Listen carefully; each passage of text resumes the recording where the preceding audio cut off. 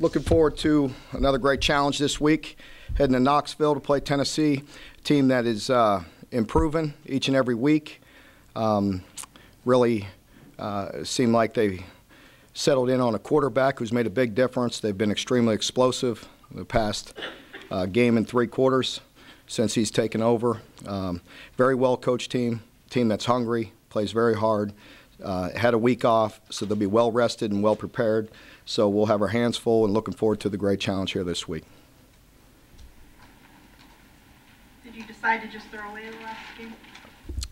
Well, no. I mean, we're going to, you know, we obviously as coaches, we can never do that. We have to look at all the things we did good and things we did bad and move forward and push to improve. So, you know, we'll continue to look at those things, and our players will look at pieces of it. You know, the accountability piece has to be there. We'll watch some of it, but we'll move on pretty quick. Mark, when you look at Georgia, the game Saturday, when you look at it on tape, how much of it was Georgia just being locked in and executing very well? How much of it was you not doing what you needed? It was a difficult matchup. I said that after the game, and it's no different after watching the tape. It was a difficult matchup for us. They've moved the ball effectively basically on everybody they played, and they played extremely well. They were just like you expect any good team. They came back, you know, off a defeat, and they were not. They were, I'm sure, very mature and very good in their approach, and came out and played extremely well. I think it is fair to say that a good portion of it was them, in that you look at some of the throws they made, and there were some incredible throws to some talented wide receivers. I didn't like our competitive nature. We didn't make very many competitive plays. You know, when you play a team like that that are operating the way they are, they're going to make theirs. We have to make some of ours. And that's what I was disappointed in. But you have to give them credit for, you know, a vast majority of the plays, because they made some incredible plays with some great throws and some great catches. And they're always physical, and you know, and their backs are extremely talented. Just sort of an injury rundown. You got Zadarius, Blake, Borden, and I think Reggie Ment was not out there. Yeah, Borden has been iffy. He's, you know, tried to come back each week and just hasn't been ready. Zadarius, you know, he's hopeful. He thinks he'll play. He's got an ankle sprain. It's a regular ankle. It's not high or anything like that. So he should be back. And who's the other one? Reggie and Blake are hopeful. You know, they'll be out there today. We don't do much contact on Monday, but they'll be out there moving around a little bit. What was Reggie's injury? He had a shoulder as well. Mark, Tony said that Timmons is number 2 this week. Is that performance related? It is. It's performance related. Ryan does some things extremely well, and some things that were work in progress. So we'll continue to work and push and develop him. What are you not getting or not seeing out of JoJo Kemp lately?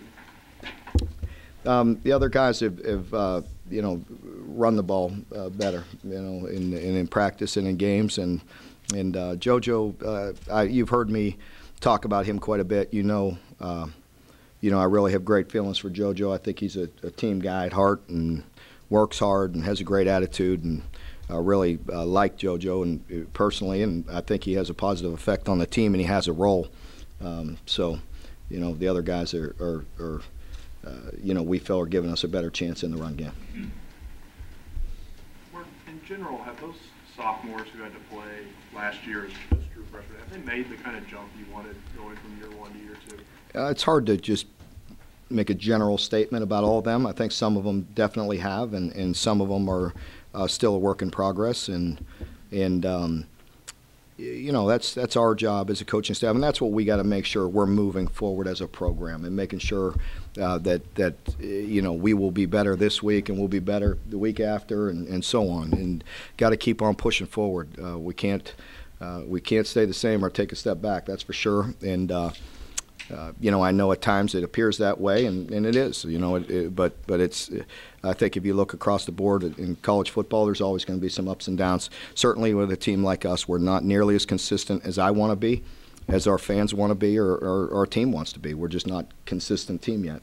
So we're going to have some ups and downs. I know you're disappointed in the results of the last couple of weeks, but do you ever find yourself, you know, keeping things in perspective? wins this year for you guys, especially the last couple of years, that would have been a great season. Is it just because expectations were raised? I mean, Yeah. Do you find yourself? Yeah, I do. I do have to find myself sitting back and saying, okay, let's reevaluate. You guys know the approach I took last week. Obviously, it didn't work. So that's my problem as a head coach, and you can't continue to try to do the same thing over and over again and get the same results. That's for sure. Maybe we're not to the point where we can, I better be careful in my words. Not to the point where you can push them through that wall. We've gotta do the very best we can and find the right mental approach, put them in the right position with coaching, and and just continue to push and make forward. But you're right, and that's what I told the team. I told you that after in my post game, and I'll tell them again. The fact of the matter is we're 5-5. We're a 500 football team, and we have 2 big games left, starting with our first rival. We got 2 big rival games left, and let's put it together this week and go have a great week. With that in mind, again, there's still a lot of time in the season, but with not getting that 6th one, that would still be a big disappointment for players because of the way things started. I think that I'm quite disappointed anytime we lose, no matter who we're playing and what the situation is. And that's the mentality that our team has to have as well, and I believe they do. We're not perfect, but we're gonna give it everything we have this week.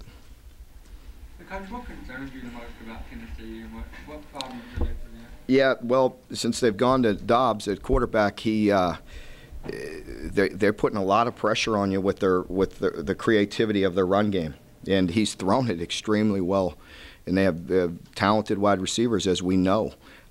So they're just doing a nice job.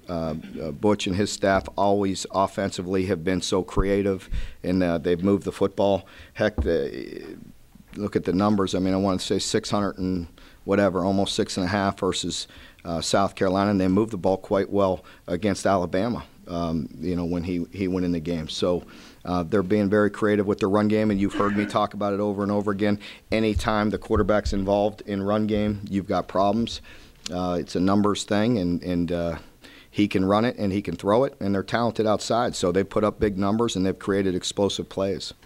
When you have them go back and look at the Georgia tape, is tackling going to be one of the big talks? Yeah, absolutely. Tackling is always a big part of the how you play defensively and position on the ball. It will be hard because they do a nice job of getting the ball in space to some playmakers, and even with the running back there, the freshman running back Hurd, they get him the ball in some space. He's tough to tackle, so they're a good team, and they put some pressure on you with what they're doing.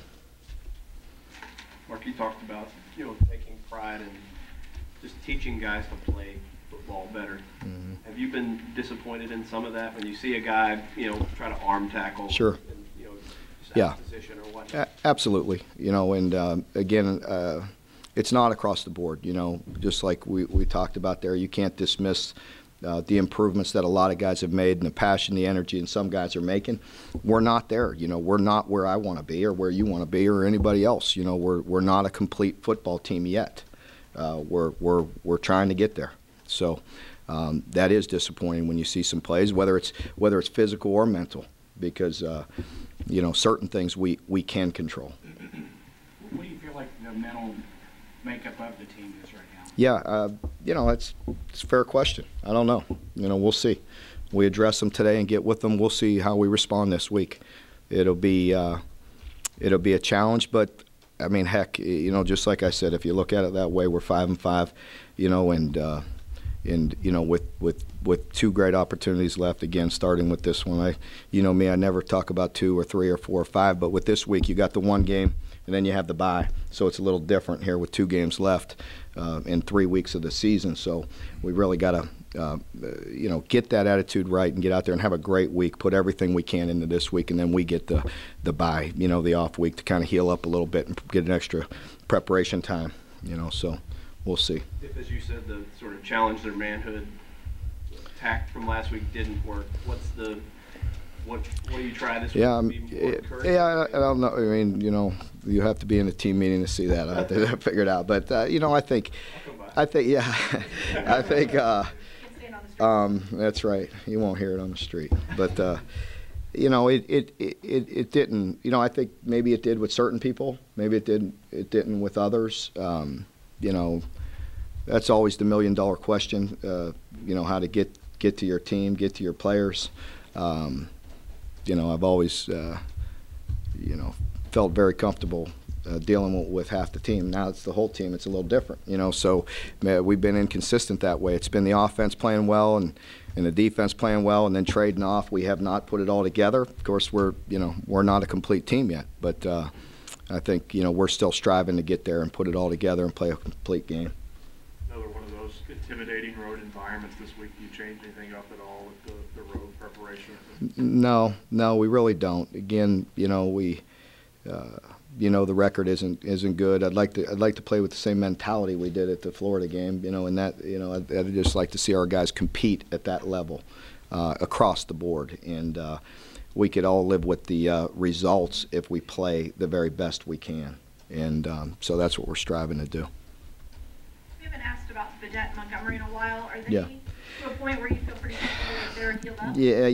Yeah. I contemplated bringing Alex out and playing him, but it probably isn't the right thing to do for him, you know. So, you know, he just took him a while to get to that point where he could come out and make a difference. He certainly is a guy we're missing a great deal. At what point did he get to the point where you started thinking maybe? It was a few games back, you know, when it was getting close. So, you know, and I asked him, and to his credit, he said, let's do, you know, he was ready to go. Whether it's 3 games, 4 games, or if I asked him right now, I believe he'd come play if we thought it could help us win a game. But I just don't think that's the right thing to do for that young man. What about Vidette? He wasn't quite as close, you know, so he is back. They're both out there practicing. But to the point where he can make a difference or play better than the other guys, I don't know, without, you know, all the reps. When you went back and looked at special teams, what were the things that you saw that are concerning or not concerning? We that is probably most disappointing to me, because that was the thing that I was talking about the past couple weeks. You've heard me talk about having the toughness and having the attitude to do what you're asked to do, and I've got a certain player out there that did not do that, and that's a choice, and that's aggravating, and that's something that's, you know, probably bothers me as much as anything, because shoot, Matt, you know what it comes down to. I mean, you got a special teams coach that I'm breathing down his neck. You got all y'all breathing down his neck and my neck and everything else, and you know, everybody's accountable. We all are, starting with me, and it goes right down to the players. And there were some plays there that I thought were not acceptable, and you know, it's certain guys that I've rewarded with scholarships and done some things and put it out there to help him, and he's making the decision not to help us by doing his own thing.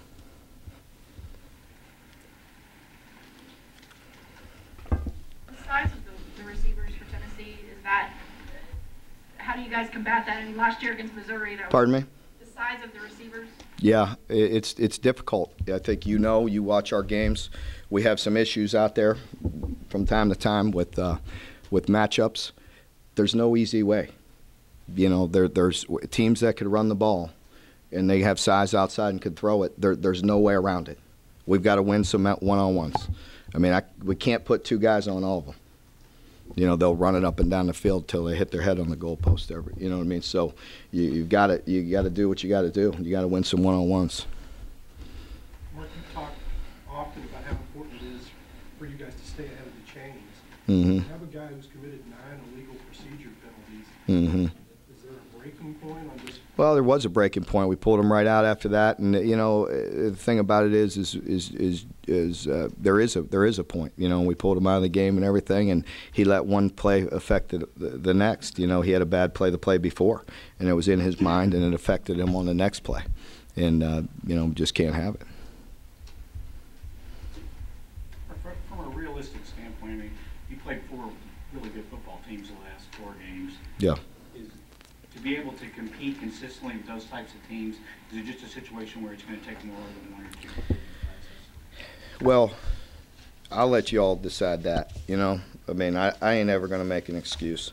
So it is what it is. We can certainly do things better, starting with me, and that's the approach we're always going to take. Never going to cave to that. I know this. Those teams have been doing good things for a long time. They're no dummies. They recruit at a very high level. Mark, some of the tackling issues because guys have played an awful lot of downs against teams that It hurts. It hurts. The depth hurts, but yeah, we're trying to get a few more guys in. And we did. Ryan Flanagan played better, and that we need that. So. Mark, what do you do with your freelancer on special teams that you mentioned? I mean, You can't trust them. Can't play them. Coach, why do you think your kids haven't played back at the level of competitiveness that they showed at Gainesville? Pardon me? Your guys are so competitive in Gainesville. They haven't really played back to that on the road. Why do you think that is? I can't put a finger on that. Back to the road again. Going back to the last road trip there with Missouri and the approach we took and the mentality, and talked about it all week. Started on Monday. Just talked about we're going to have a tough mentality. We're going to create our own energy. We're going to be prepared and ready to go. We were on 2 sides of the team there, and the third wasn't. So that's where we're. It's back to the inconsistency of the complete team. Yeah, do you think Patrick plays that? I thought he did some good things. I thought I think you all saw that. He got a little antsy at times and got out of the pocket when he maybe didn't need to. There were some throws in there. If he just hangs in there and goes through his progression, he's going to make some big plays. And I think that's where he needs to improve and will. We've got to continue to teach him and show him those things and just stay in that pocket. Once you get hit a few times, he gets antsy, he starts getting out of there. And, there were some more plays in there for him. What do you still need Boom to improve on, and what do you like about what Just consistency with Boom, and the mentality, and just he's with him, he's a true freshman, and he's got to continue to grow, and mature and be disciplined all the time, and disciplined in his runs. We all know he's talented and he can make some things happen, but he's got to go through his progressions also and make sure he starts where he needs to start, and then let his God-given ability take off. Sometimes we're just doing our own thing right from the start, and we can't do that. Sounds like you and the coaching staff are being accountable for the mistakes that are happening on the field. Do you get a sense that the players in the locker room are taking that same level of accountability and looking at themselves and saying, this is on us? I think some of them are, and I think that's where we really want to push to get everybody,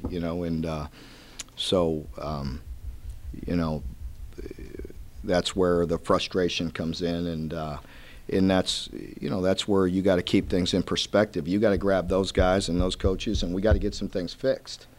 But a lot of guys really are, and trying to do the right thing. We may be just, not good enough or not complete in certain spots, but they're trying to do some good things. I thought overall, just offensively, they responded well. Weren't perfect, but I thought we battled in general offensively against a quality team and moved the ball and gave ourselves a chance. So they responded well. Now we just got to get everybody on the same page. So to answer your question, I think some guys are. It's just we're inconsistent again. You pretty well narrowed it down, but I don't want to be ambiguous or misidentify. We're talking about J.D. Harmon here on special. Yes. Mark, Tennessee is looking to become bold enough to look at themselves as struggling in that regard. That's hard for me to do too. I have a real hard time singling guys out. But when guys are not doing what we ask them to do consistently, and people's jobs are on the line, that's not acceptable. I was saying Tennessee is looking to become no bowlers when they're fighting in that regard also. Would you use that as a motivating factor with those guys to say, let's keep them out of the bowl? Not about their end. You know what I mean? It has nothing to do with their end. It has to do with our end. You know what I mean? Not so much to keep them out, but it's more to put us in. So yes, I mean, I think if we could use it as motivation for ourselves, it should. Yes, I think, we, again, from our own perspective of winning this game to get 6 is big for us. What it does to Tennessee, I'm really not even concerned about.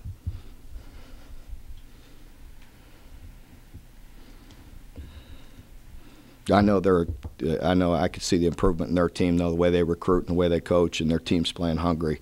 They're also a good football team, and even though the record, if you just strictly look at the record, you may not understand that, but they're definitely, you could see the great improvement in that team, the way they're coached and the way they play, great energy. So. Kind of along those lines, do you kind of see some similarities between your two teams who've struggled? I do. I think we've shown that as well. Very energetic, fun to watch team flying around, and then we've been inconsistent. I think if you ask them, they'd probably say the same thing. I don't know, but I see a team that's very, very good, and again, any compliment to a coach, I see a team that plays hard, and well-coached team that plays hard. Obviously, you've had a frustrating stretch. Mm-hmm. Being a second-year head coach, how has that stretch been for you? I mean, obviously, when you're going to be a head coach, you're going to go through stretches where mm-hmm. things are maybe they're not playing like you want them to play. How has it been on me? Yeah, how has it been on you? It's always a one-week season, and any time we lose, you probably sense some frustration. That's just the competitive nature of all coaches, and it's very hard to swallow. I don't care who you're playing. And nobody likes defeat, and I know our fans don't. So it's difficult, but it doesn't get you down. I mean, I mean, Jen said as I walked in, "You're in a good mood today." I'm like, "Yeah, I am.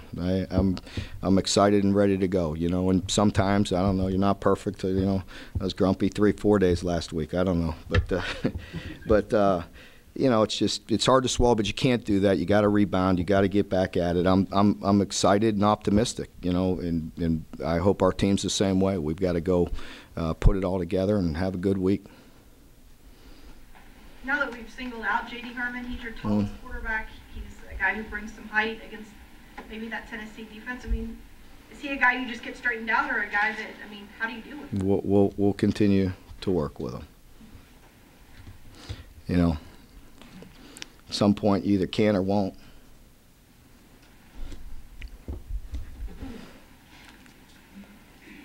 Is there anybody else on this team? I'm sure you're not going to start naming names. No, I don't want to get in. I don't want to go there. I don't want to go there. I don't want to go there. No, I do like the attitude of our team. Are we perfect? No.